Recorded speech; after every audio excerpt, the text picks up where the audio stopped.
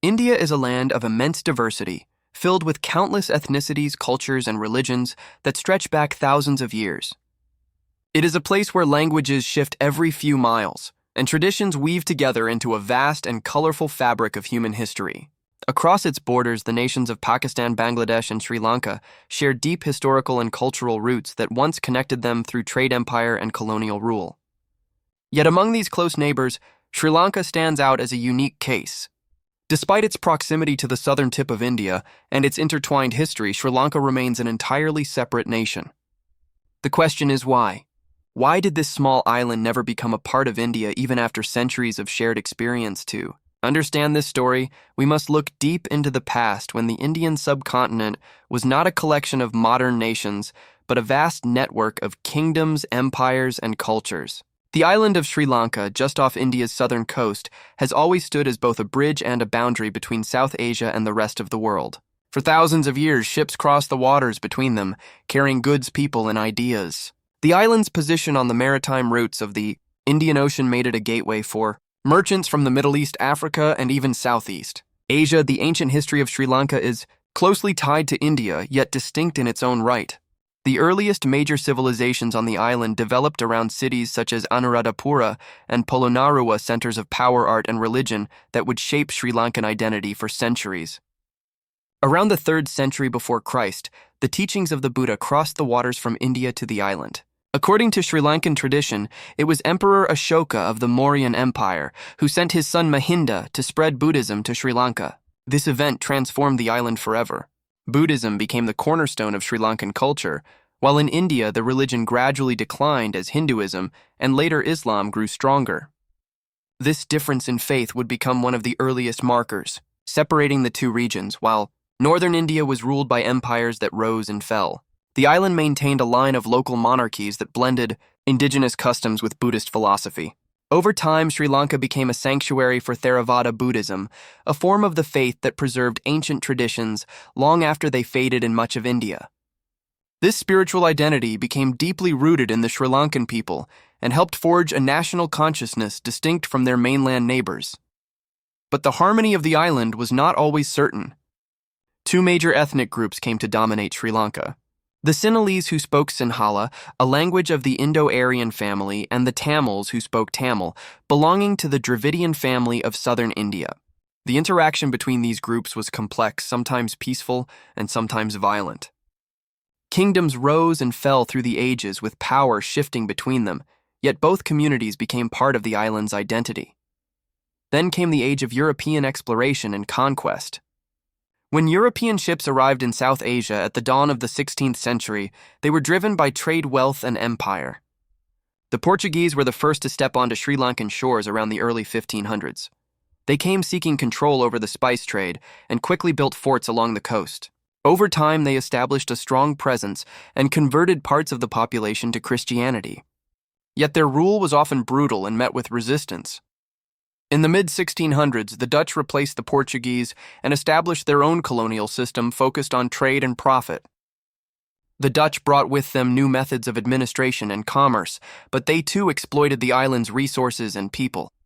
Then in the late 1700s, the most powerful empire in the world arrived: the British. By 1815, the British had conquered the last independent Sinhalese kingdom of Kandy and unified the island under their rule. They called it British Ceylon.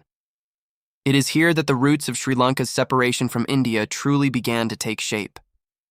Although both India and Sri Lanka were ruled by the British Empire, their colonial experiences were strikingly different. In India, the British governed an enormous subcontinent through a combination of direct control and local princes.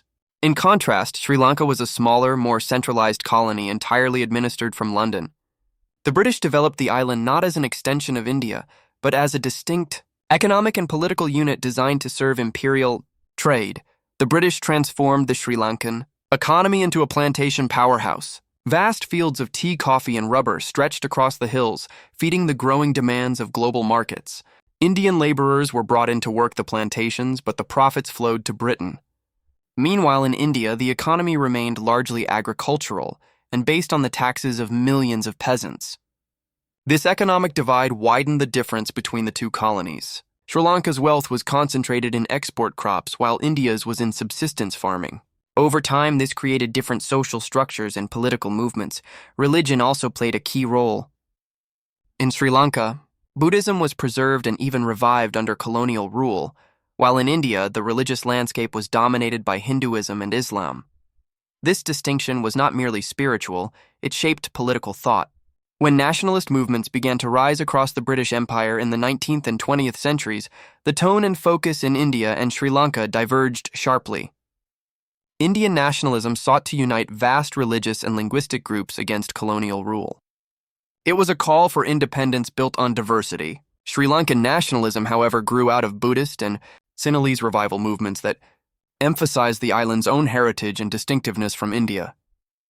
The winds of freedom began to blow through Asia. The British Empire found itself struggling to hold on to its colonies. The Second World War accelerated this process.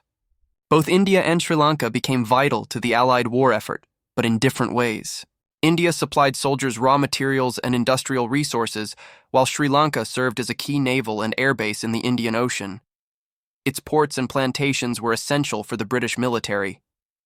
Because of this strategic importance, the British viewed Sri Lanka not just as a colony, but as a crucial defense point for the entire region.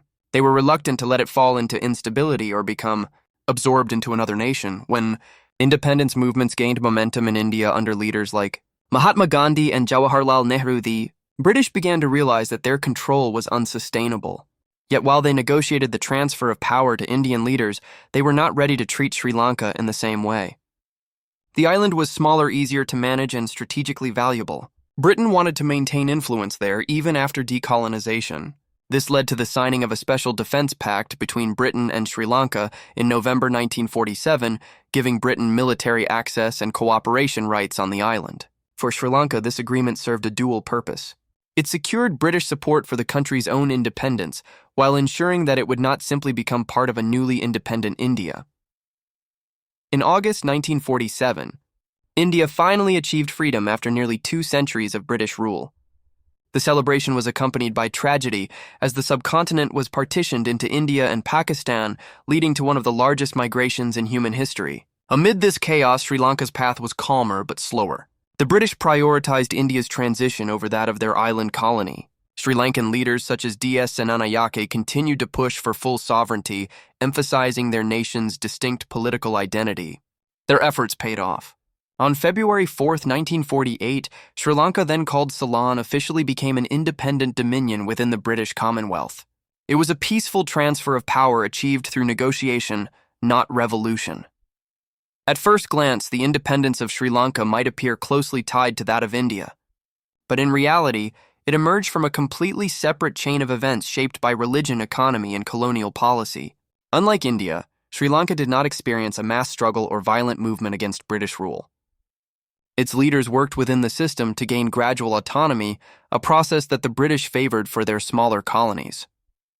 This approach further reinforced the idea that Sri Lanka was not part of India's destiny. Looking back through the centuries, we can see that the separation between the two lands was never merely geographical. It was cultural and historical. While Buddhism once flowed from India to the island, it was in Sri Lanka that the faith endured and flourished long after it faded in its birthplace.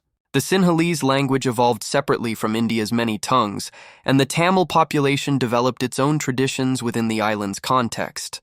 The blend of these elements produced a society that, while sharing roots with the subcontinent, had its own soul. During the colonial era, the British ensured that the administrative systems of Sri Lanka were completely independent from those of India. The island had its own governors, its own civil service, and its own laws. Even when British officials served in both regions, they treated them as distinct possessions. This bureaucratic separation planted the seeds for modern borders that still exist today. By the time independence came, it would have been almost impossible to merge the two nations politically or socially. The differences only deepened in the years after freedom. India embarked on a path of secular democracy, balancing a massive and diverse population.